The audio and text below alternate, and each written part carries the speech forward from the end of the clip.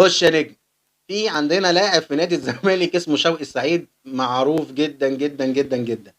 انا سمعت ان كابتن خالد عايز يمشي من قناة الزمالك، حضرتك عايز ايه تاني؟ 2019 كنت بتاخد المبلغ ده، واكيد المبلغ ده زاد ربنا يبارك. لا تتمرد على الزمالك. الله الله. ثم قام بتسريب هذه الصورة، ودي صورة ايه؟ اذن استخراج شيك. تمام. ليه خالد محمد مش عارف مين الغندور بتاريخ ايه فعلا 2017 2019 اسف. ثم مش عارف ايه القيمة والضرائب، وكان صافي المبلغ الذي يحصل عليه 230 ألف دولار شهريا.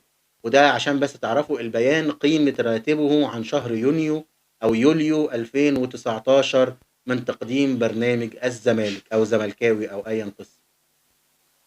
فأنت كنت بتاع الكايزر، فأنت كنت بتاخد كام؟ 230. يعني دلوقتي مثلا الموضوع ده 2019، شوف بقى بعد الجنيه ما اتعوم بقى والدولار غلي بقيت بتاخد كام. فهمتوا ليه يا جماعة الناس دي كل شوية بتطلع هي مهمتها أو هي بتاخد فلوس؟ هل مثلا عشان هو إعلامي كبير وعميق ومخضرم والجو ده؟ لا والله أبدا، عشان هو بيطلع يسف شوية ويطلع يقول كلام عبيط عشان الناس تضحك عليه وتطلعه ترند بس. زي النهارده طالع يقول لك ايه على الراديو؟ يقول لك ايه؟ هيقول لك انا اعرف ان لما الابن يكون زملكاوي لازم الاب يطلع زي ابنه زملكاوي، والا عشان تبقى. هو عكسها. انت فاهم يعني إيه الابن يطلع زي ابوه؟ فهو قال لك لا، الاب يطلع زي ابنه. اضحك اضحك. هل هو مثلا قال لك كده اتلخبط؟ لا، هو بيقول لك كده عشان تتسف عليه ويطلع ترند. ليه؟ لانه غيب. ليه؟ لانه الحنفيه الشتايم اتقفلت شويه اليومين دول. بس فخلاص، فالموضوع هادي ومرتضى خايف ان هو يتعلم عليه. بس خلصت الموضوع، فاللي هو بس خلاص. فبياخد، هل دلوقتي من دلوقتي مثلا ممكن يوصل 300 400 500؟ انا مش ما عنديش مشاكل في الفلوس اللي تاخدها. حر ونار في جتتك، ما عنديش مشاكل فيها.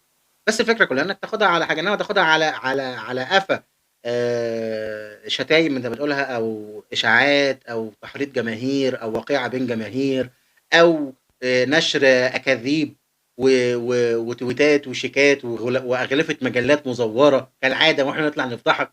فبالتالي ما بتعملش نفسك فيها جامد. يعني مش عارف انت تاخد فلوس كلها على ايه، بس يعني ايه، لله في ذلك حكم. ونسال الله رب العالمين